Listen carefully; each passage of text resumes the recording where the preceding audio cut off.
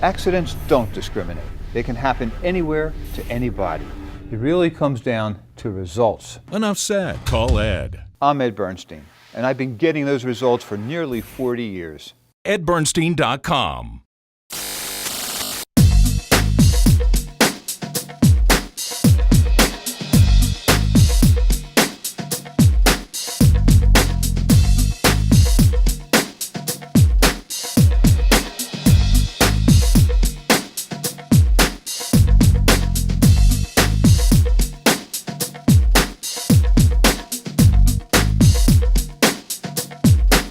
Now, here's Ed Bernstein.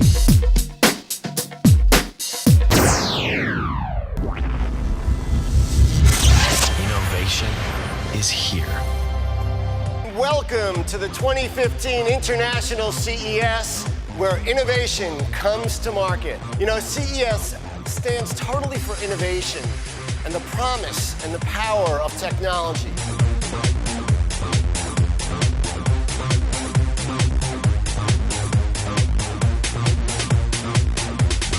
This is my first time at CES.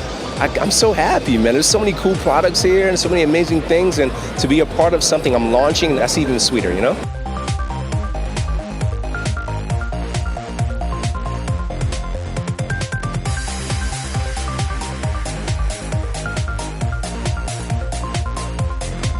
Well, it's fun for me to be here just to see everything as well as a consumer.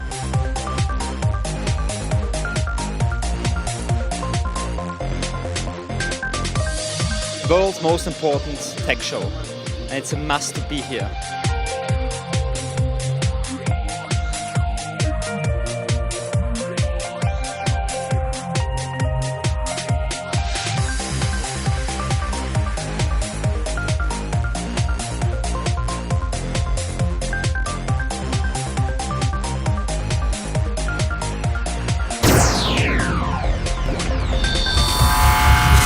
One of my favorite times of the year is getting over to the CES show and doing our TV show live from the CES show. And today we're going to be at BMW, and I'm going to actually be a passenger in a driverless vehicle. There's drones, there's robots, but there's nothing I've seen like a driverless vehicle that we're going to experience from BMW. Now we're outside the convention hall at I think, the coolest area at the CES show, and it's the BMW Innovation Experience.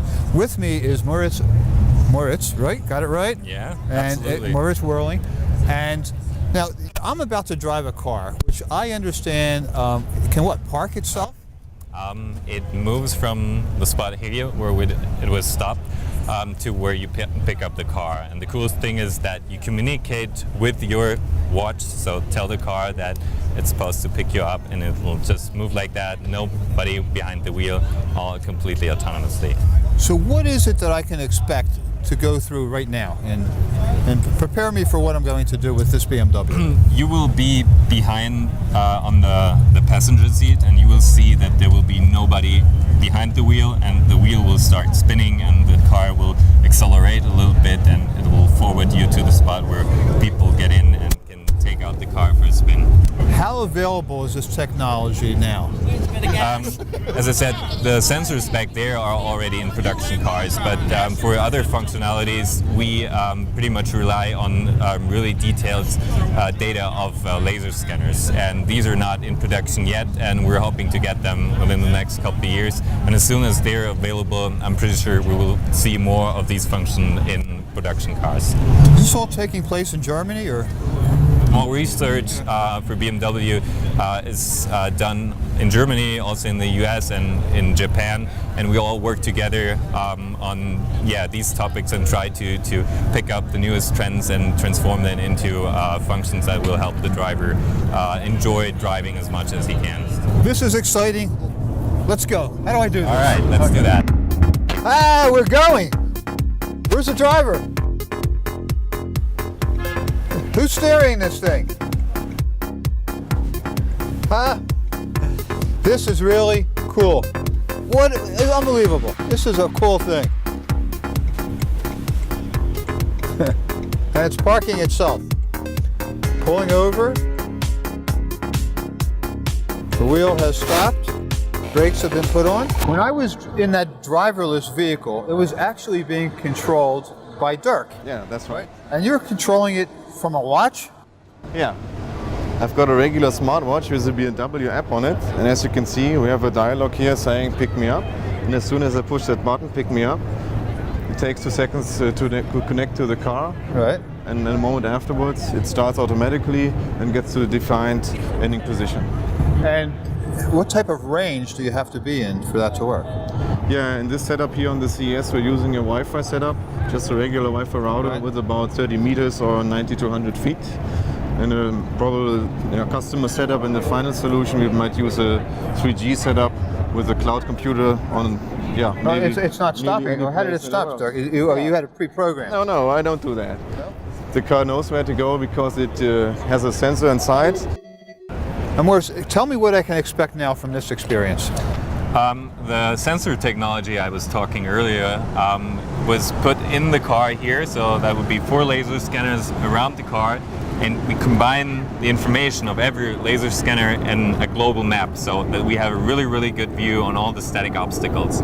And we can not only determine where the obstacles are relative to the car when we see them, but also when they move into the blind spots of the sensors and therefore extrapolate their position relative to the car. So we can guarantee that the car will not crash into these obstacles whatsoever. We're going to try, he's going to demonstrate to me how we're not going to be in an accident. We'll be right back. Hey guys, this is Ben, sitting in Kansas City, but beamed in there at CES 2015 in Las Vegas. You are watching the Ed Bernstein Show.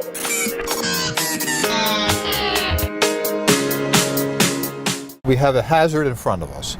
You're going to, tell me what you're going to do. Well, basically I'll just floor the gas pedal and steer right towards it, and the system will brake very smoothly but not really far away from the obstacle, so we will end up maybe 2 to 5 centimeters away from the obstacle. Okay, now we need to fasten our seatbelts, as they say. Yes, please. Right, and Fred has his on. Here we go. Oh no! Whoa! It's a thrill. It's a thrill ride. It is. I mean, it was like maybe 17 miles an hour or so. So this is about the range, how fast it can get. But as you see, it did it pretty well. You'll hear that you have this permanent tone. So when I switch to like the production view, you see that you're really close to it. You wouldn't get closer when you were a manual driver, and much in the same way, I can just accelerate all the way back. And it does the same thing in reverse? Oh yes. So, just like that.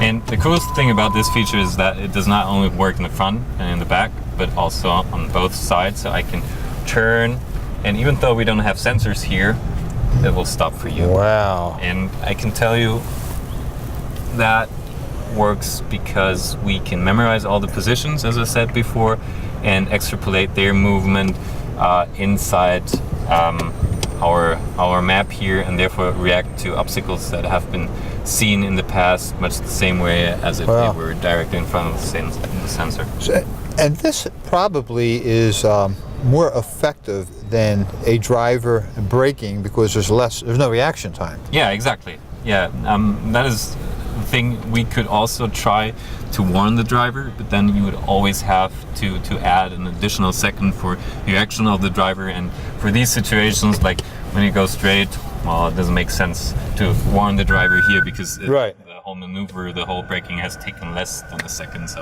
yeah. Right. So even if you're driving at 1 or 2 miles per hour, trying to park your vehicle, or you're going to, kind of bump into the vehicle to your side or behind you, this would stop you. Yeah, definitely. And it will actually let you really close to obstacles, so the function would not annoy you at all. Like here, I can go really close to the obstacles.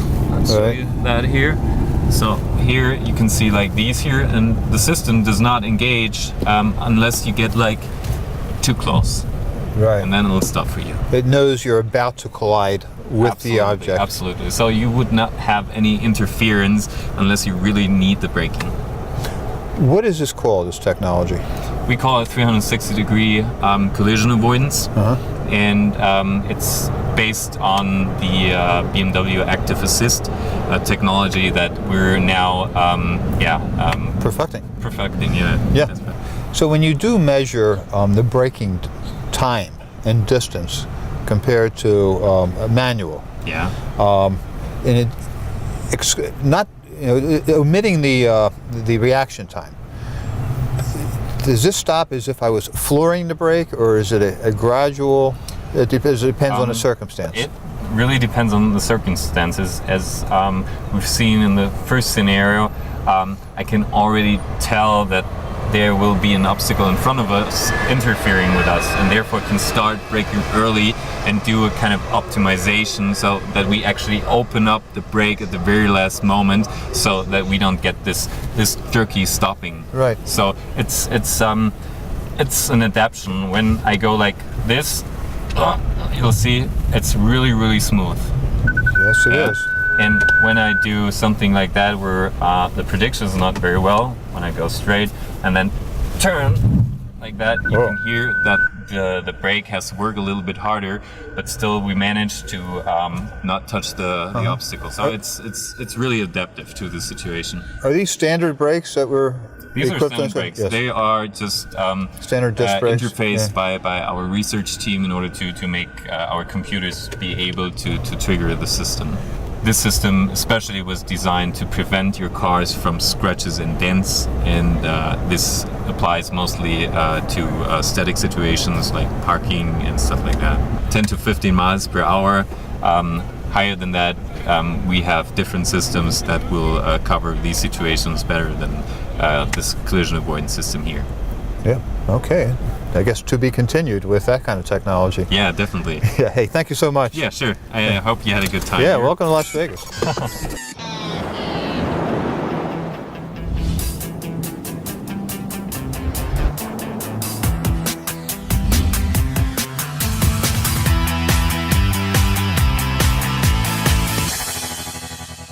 Ghost comes pre-assembled and is ready to fly right out of the box. Our app makes it super easy to pilot. Simply tap, unlock, then take off, and Ghost will rise and hover. Now tap a spot on the map, and Ghost will fly there immediately. To get it back, just hit return, and Ghost will take the shortest route back to its takeoff point. Press land, and Ghost will descend and land gently. For advanced control, tap hover to make Ghost hold the current spot and enter the micro-control mode. Here, you can adjust Ghost's direction, speed, camera angles, and more. Not only is Ghost user-friendly, it's designed with quality parts.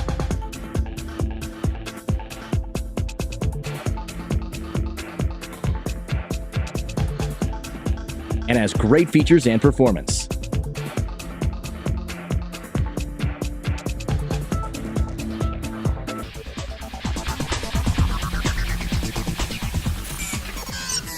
Okay, we're over here with Jess Perez from Ghost, and this is a drone. Now, my question is, there's a lot of drones. What is the difference between your drone and the other drones out there in the market? You know, for us, the one thing that we wanted to do was make it more accessible for new users. So anyone who wants to pick up a drone, has never flown a drone before, can absolutely fly ours. Ours is the easiest out there. So this is when you say make it easier, this is... Well, you know, the way we make it easy is that we've got a phone application, and phones are great because it's something that everybody uses. An RC controller is quite unfamiliar to most people, but everyone carries around a phone. All you have to do is open up the app, and everything is one click. So to get you to take off, it's a click of a button, and you hover at 30 feet and you're already flying. So that's pretty outstanding to be able to tell a drone where to go by pointing a finger, and it flies to that spot. And I noticed there's different sizes.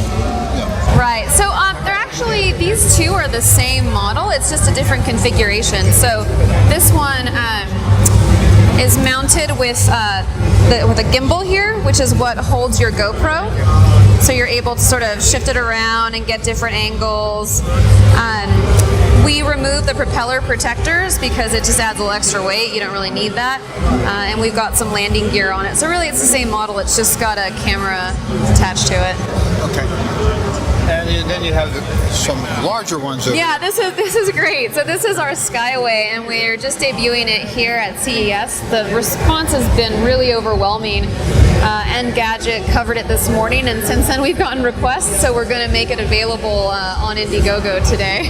What are some of the more practical purposes that somebody uses a drone for? Sure.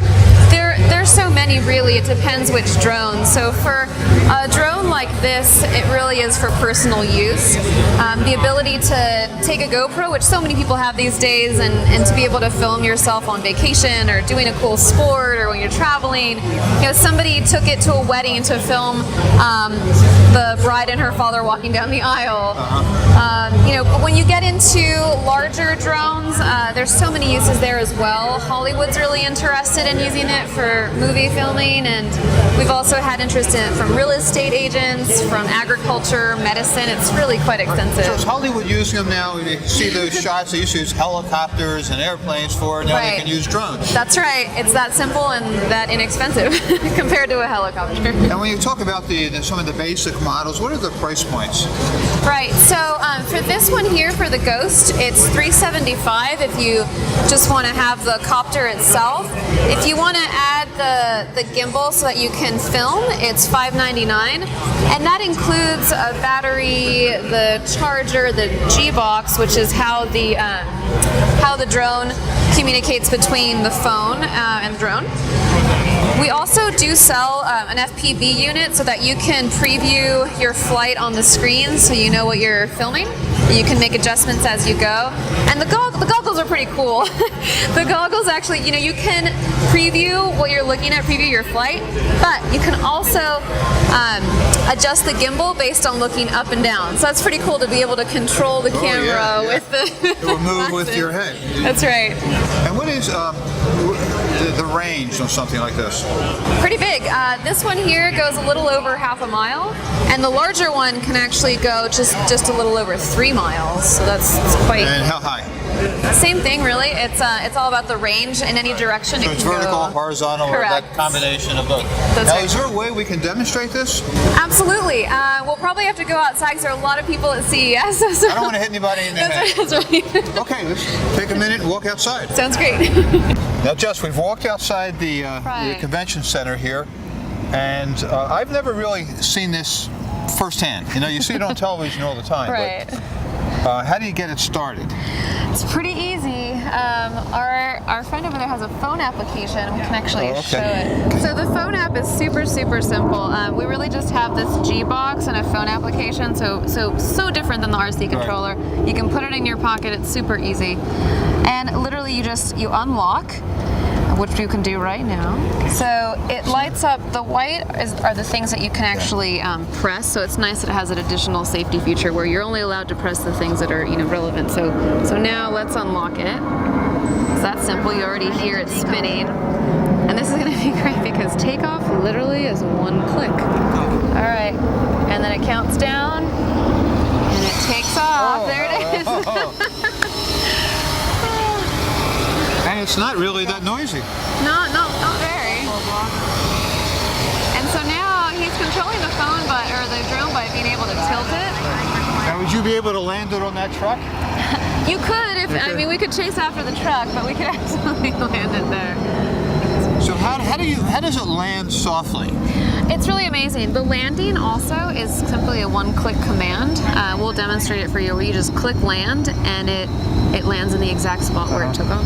And how we talked about the range, but how about the time? How long will it stay up there? So with that gimbal and GoPro attached to it, about 20 minutes. If you don't want to film and just want to fly it around, it'll last up to 30 minutes.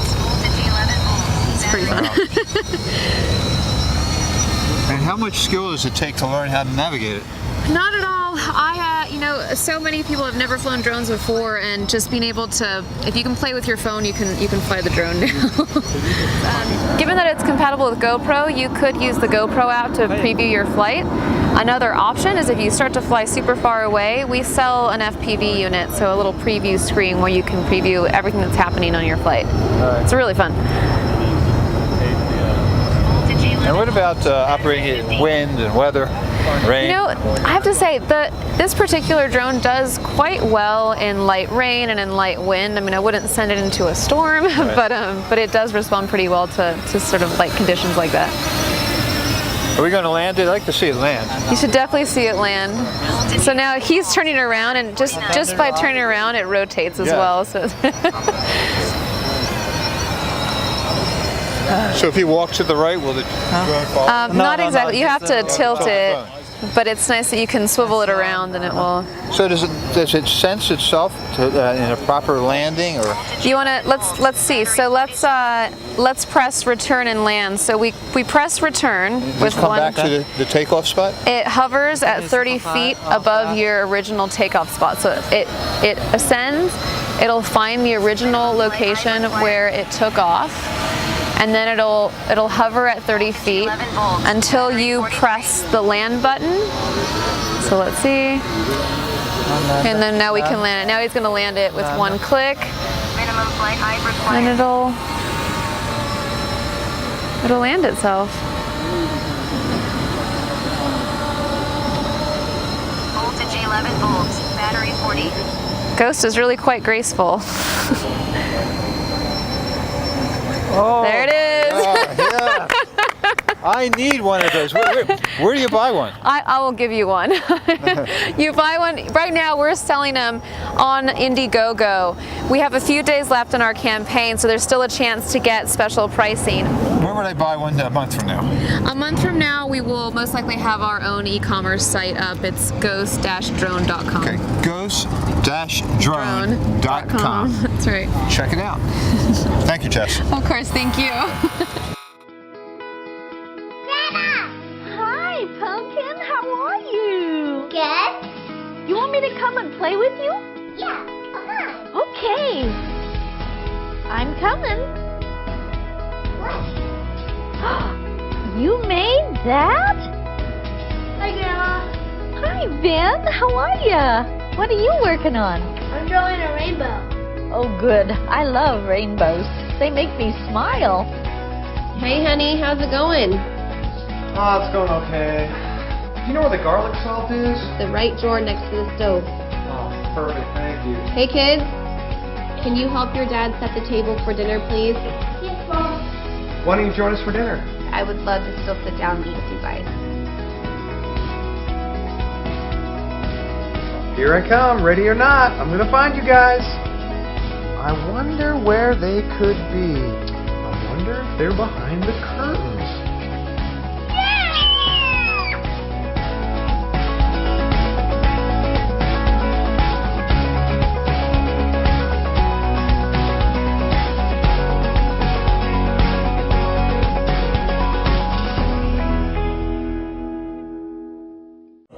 Oh, it's so crowded here. We're over here by the robots. This is called Beam. Oh, here you are. I've been waiting for you. Hi, I'm Ed Bernstein. Hey, and you are Beam. I am Beam, and my name is Reem, and I am on the beam, living the dream. And a poet, and you didn't know it. Now, this is a fascinating device, Beam. Yeah. But tell me, what would be the practical use of this? So originally the use was for remote workers. It was a way for them to telecommunicate, but what's unique about our product is the mobility aspect. So you're your own commander-in-chief, and you get to choose all of your directions. So you choose when you go right, left, backwards, forwards. It's all done in real time. With that said, other applications for the device is actually in manufacturing, education, government, health, even real estate. Nowadays, you have buyers from all around the world. So let's say I'm trying to sell a condo in upstate New York. I can actually have someone beam in from China, have a live feed of what that condo would look like to them, and like the most humanistic presence possible. And what accessories do you need to complete this? Accessories, well, obviously you have to have internet. So we operate off of Wi-Fi or 4G, and then you also have to have either beam to beams we can talk, or beam to desktop, or beam to laptop. So on my end, I actually just have my desktop open with my webcam. I can actually share my screen. I can show you what I see. Oh, it's there I am. Hello. So that's exactly what I see on my end. You are in Palo Alto, California, right? You're not here in Las Vegas. Of course I'm here in Vegas. I'm with you right here. Come on. No, but yes, in the flesh, I'm actually in Palo Alto, California. I'm also hanging out with you physically, though, in Vegas. So yeah, you can literally be anywhere in the world and be present at a function. Absolutely. I actually live in Los Angeles, so I work for the company remotely. So it takes me about 3 minutes to get from LA to Palo Alto. Where does one buy a beam? Well, you can buy it right here at our booth, or you can go online to our website at suitabletech.com, and all the information's there for you. Suitabletech.com. What is the approximate price of this item? So this one right here is actually our Beam Pro. With that said, it's more in enterprise corporations, bigger scale. It's about $20K to get you started. So $16,000 for the device, $950 for the dock that you need for charging purposes. And as a side note, the charge is great. The battery life is actually a full workday. It's 8 hours. And then it's $3,200 annually for support and service. We also have another product as well. It's called the Beam Plus, and that's more for consumer uses, like household. That's only $2,000, so it's $1,995. More practical. Now, I noticed there's a really tall beam walking around the convention here. Yes, it is. That's our Mega Beam. Mega Beam. And I guess you could use that in a stadium kind of situation. Yeah, a big jumbotron, huh? Yeah, exactly. So a basketball game, a concert, that type of thing. The sound sounds very good. I'm in a very noisy room, and you're coming through very clear. Yes. We have 5 microphones in the front of our device and 1 in the back to kill out the audience noise. I'm actually on a really unique feature that we have. It's called party mode. So with that said, it really helps zero in on the sound when I'm talking to somebody. I can actually show you. So I'm on party mode right now. I haven't changed my levels. I just took myself off party mode. Totally different. You can probably barely even hear me. Right. Now I'm back on party mode. Now, if one of my kids didn't have a date for the prom, could they take a beam? They could take a beam, yes, it's very possible. You dance, right? Oh, yes, I do. Come on, to the left, to the right, to the left, to the right, and then shimmy, shimmy, shimmy, shimmy, shimmy. Well, thank you so much, Beam. My pleasure, thank you.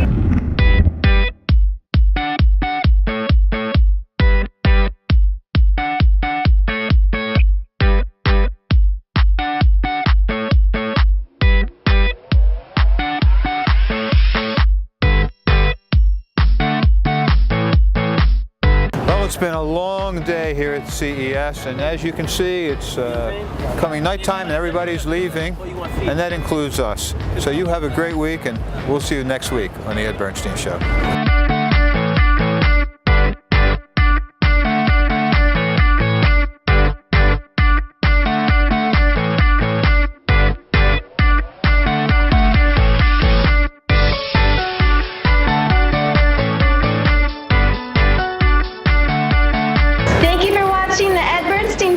See you next time. Woo! Time can change many things, but what doesn't change is our commitment to serve you. So if you've been injured in an accident, or if you need help in your Social Security or workers' comp case, we can get you the best possible result. Enough said. Call Ed. EdBernstein.com.